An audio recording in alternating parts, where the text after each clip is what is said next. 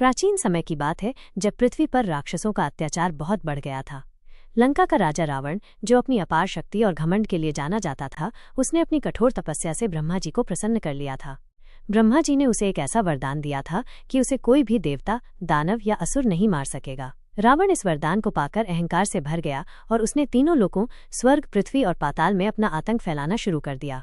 देवतागण रावण के अत्याचार से त्रस्त हो गए थे। वे असहाय महसूस कर रहे थे और उन्हें कोई ऐसा उपाय नहीं सूझ रहा था जिससे इस शक्तिशाली राक्षस से मुक्ति मिल सके। अंत में सभी देवताओं ने मिलकर भगवान विष्णु से प्रार्थना की। उन्होंने भगवान विष्णु से विनती की कि वे उन्हें रावण के अत्याचार से बचाएं।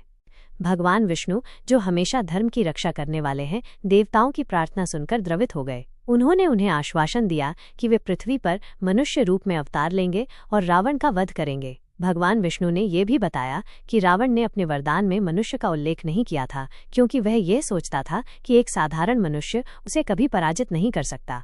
यही कारण था कि भगवान विष्णु ने मनुष्य रूप में अवतार लेने का निर्णय लिया। समय बीतता गया और अयोध्या नगरी में एक धर्मात्मा और न्यायप्रिय राजा दशरथ राज्य करते थे। उनकी 3 पत्नियां थीं, लेकिन उन्हें कोई पुत्र नहीं था। पुत्र प्राप्ति की इच्छा से राजा दशरथ ने महर्षि वशिष्ठ की सलाह पर पुत्र कामेष्टि यज्ञ करवाया। इस यज्ञ के फलस्वरूप उनकी पत्नियों ने गर्भ धारण किया। शुभ घड़ी आने पर चैत्र मास के शुक्ल पक्ष की 9वीं तिथि को राजा दशरथ की सबसे बड़ी पत्नी कौशल्या ने एक तेजस्वी पुत्र को जन्म दिया। यह बालक और कोई नहीं, स्वयं भगवान विष्णु थे, जिन्होंने राम के रूप में अवतार लिया था। इसके बाद उनकी अन्य पत्नियों ने भी पुत्रों को जन्म दिया। सुमित्रा के 2 पुत्र हुए, लक्ष्मण और शत्रुघ्न, और कैकेयी ने भरत को जन्म दिया। राम बचपन से ही असाधारण थे। वे बुद्धिमान, विनम्र और हमेशा धर्म के मार्ग पर चलने वाले थे। उनका स्वभाव इतना शांत और मधुर था कि सभी उन्हें प्यार करते थे। जैसे जैसे वे बड़े हुए, उनकी वीरता और पराक्रम के भी दर्शन होने लगे। एक दिन जब राम और लक्ष्मण किशोर अवस्था में थे, महर्षि विश्वामित्र अयोध्या आए। उन्होंने राजा दशरथ से राम और लक्ष्मण को अपने साथ वन में ले जाने की अनुमति मांगी, ताकि वे राक्षसों से अपने यज्ञों की रक्षा कर सकें। राजा दशरथ थोड़ा हिचकिचाए, लेकिन महर्षि विश्वामित्र के महत्व को समझते हुए उन्होंने अनुमति दे दी। वन में राम ने अपनी अद्भुत धनुर्विद्या का प्रदर्शन किया और ताड़का जैसी शक्तिशाली राक्षसी का वध करके महर्षि विश्वामित्र और अन्य ऋषियों की रक्षा की। उन्होंने मारीच और सुबाहु जैसे अन्य राक्षसों को भी पराजित किया। महर्षि विश्वामित्र राम और लक्ष्मण को मिथिला नगरी ले गए, जहाँ के राजा जनक ने अपनी पुत्री सीता के विवाह के लिए स्वयंवर आयोजित किया था। इस स्वयंवर में एक विशाल और भारी शिव धनुष रखा गया था, जिसे उठाने और उसकी प्रत्यंचा चढ़ाने वाले राजकुमार से ही सीता का विवाह होना था। अनेक शक्तिशाली राजकुमारों ने प्रयास किया, लेकिन कोई भी उस धनुष को हिला भी नहीं सका। जब राम की बारी आई तो उन्होंने बड़ी सहजता से धनुष को उठाया और उसकी प्रत्यंचा चढ़ाते ही वो टूट गया। इस प्रकार राम ने सीता को विवाह के लिए जीत लिया। अयोध्या में धूमधाम से राम और सीता का विवाह संपन्न हुआ। कुछ समय बाद जब राजा दशरथ ने राम को युवराज बनाने का निर्णय लिया तो अयोध्या में खुशी की लहर दौड़ गई।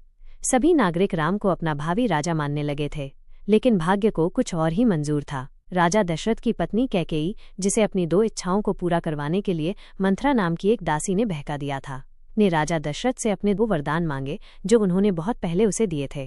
कैकेयी की पहली मांग थी कि राम को 14 वर्षों के लिए वनवास भेजा जाए और दूसरी मांग थी कि भरत को अयोध्या का राजा बनाया जाए। राजा दशरथ अपनी पत्नी को दिए वचन से बंधे हुए थे, इसलिए वे इस कठोर निर्णय को मानने के लिए विवश हो गए। राम ने अपने पिता के वचन का सम्मान करते हुए बिना किसी विरोध के वन जाने का निर्णय लिया। सीता और लक्ष्मण भी अपने प्रिय राम के साथ वन जाने के लिए तैयार हो गए। इस प्रकार राम, सीता और लक्ष्मण ने अयोध्या छोड़कर वन का मार्ग पकड़ा। वनवास के दौरान वे कई ऋषियों और मुनियों से मिले और विभिन्न स्थानों पर घूमे। एक दिन जब वे दंडकारण्य वन में थे, लंका के राजा रावण की बहन शूर्पणखा ने राम को देखा और उन पर मोहित हो गई। उसने राम से विवाह करने की इच्छा प्रकट की, लेकिन राम ने विनम्रता से इनकार कर दिया। लक्ष्मण ने शूर्पणखा के दुस्साहस पर क्रोधित होकर उसकी नाक और कान काट दिए।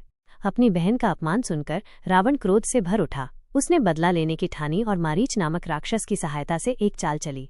मारीच ने एक सुंदर स्वर्ण मृग का रूप धारण किया और सीता को मोहित कर लिया। सीता ने राम से उस मृग को पकड़ने का आग्रह किया। राम मृग के पीछे वन में दूर तक चले गए। जब राम को आभास हुआ कि ये कोई मायावी राक्षस है, तो उन्होंने उसे अपने बाण से मार गिराया। मरते समय मारीच ने राम की आवाज में हे सीते, हे लक्ष्मण की पुकार लगाई।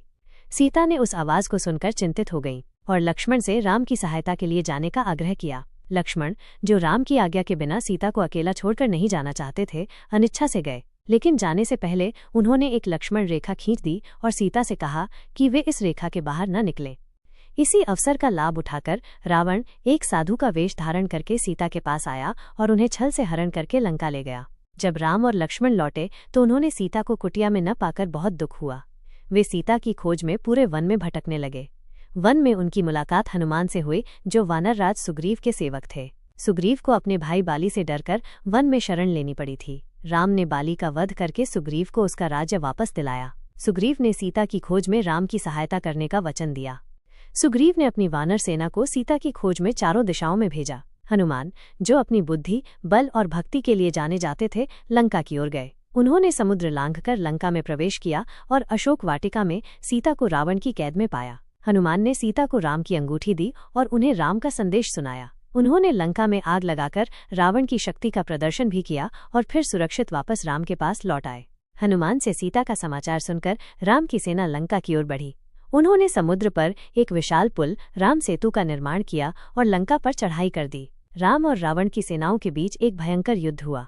इस युद्ध में अनेक वीर योद्धा मारे गए। राम ने रावण के शक्तिशाली पुत्रों और भाइयों का वध किया। अंत में राम और रावण का आमना सामना हुआ। एक लंबे और भीषण युद्ध के बाद राम ने रावण का वध करके धर्म की विजय स्थापित की। युद्ध जीतने के बाद राम ने सीता को रावण की कैद से मुक्त कराया। लेकिन लोगों के मन में सीता की पवित्रता को लेकर संदेह था, इसलिए राम ने सीता से अग्नि परीक्षा देने को कहा। सीता अग्नि में प्रवेश कर गईं और अग्निदेव ने स्वयं प्रकट होकर उनकी पवित्रता की गवाही दी। 14 वर्ष का वनवास पूरा करने के बाद राम, सीता और लक्ष्मण अयोध्या लौटे। अयोध्या के नागरिकों ने उनका भव्य स्वागत किया। राम का राज्याभिषेक हुआ और उन्होंने न्याय और धर्म पर आधारित एक आदर्श शासन स्थापित किया, जिसे आज भी रामराज्य के नाम से जाना जाता है। राम का शासनकाल प्रजा के लिए सुख और समृद्धि का काल था। सभी लोग खुशहाल और संतुष्ट थे। नमस्कार दोस्तों, ये थी भगवान राम के अवतार की पौराणिक कथा।